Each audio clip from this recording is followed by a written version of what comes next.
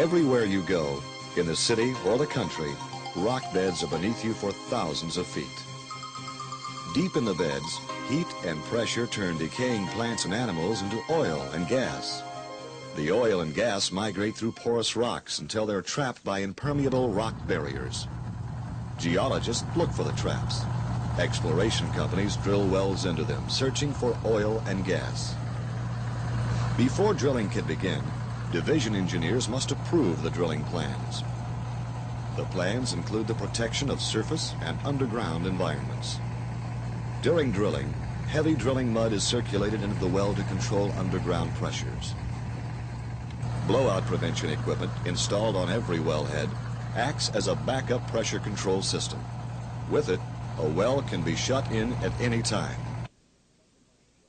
Division engineers specify the blowout prevention equipment used on each well. They witness tests to ensure the equipment is in operating order. Good well control training and widespread use of blowout prevention equipment have made California blowouts rare. About 68,000 oil and gas wells were drilled in the state from 1954 through 1980. Only 31 blowouts occurred during this time, with little environmental damage. Drilling oil wells in an urban area is a safe but sometimes noisy task. Therefore, drilling rigs are especially designed to muffle sound. At more permanent locations, drill sites are built to blend in with other structures in the area. About 26 wells will be drilled from this San Fernando Valley site. 77 wells have been drilled from inside this yellow building in Los Angeles. Derricks on this landscape drilling island in Long Beach Harbor have been mistaken for apartment buildings.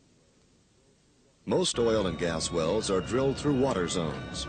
Fluids from oil, gas, and water zones must not mix. To prevent this during drilling, heavy mud is pumped into the well bore. These zones are sealed when sections of pipe, called casing, are cemented in the hole. Cement is pumped down the well, through the casing, out beneath it, and back to the surface. To check the cement seal, operators may be required to conduct a water shutoff test witnessed by a division engineer. The casing is perforated through productive oil and gas zones. Depending on reservoir type and pressure, different kinds of production equipment are installed. The amount of oil and gas produced from every well is reported to the division each month. Sometimes, sumps are dug on oil and gas leases. The sumps, open depressions holding oil and water, can be dangerous to wildlife.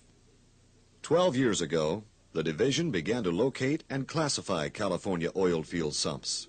Today, all of the hazardous sumps have been screened or eliminated. Good housekeeping is encouraged at all oil and gas leases. This makes leases more attractive, safer, and environmentally acceptable. Each year, recipients are chosen for a lease award. Dry holes and wells no longer commercially productive are abandoned. To abandon a well, cement is placed across all oil zones, freshwater, saltwater contact zones, and at the surface. The rest of the well is filled with heavy drilling mud. Before 1915, many California wells were abandoned incorrectly. Today, when these wells are found, they are properly abandoned. Money from a special fund may be used for the work. The Division of Oil and Gas protects California's oil, gas, and geothermal resources. It encourages the wise development of these natural resources through good conservation and engineering practices.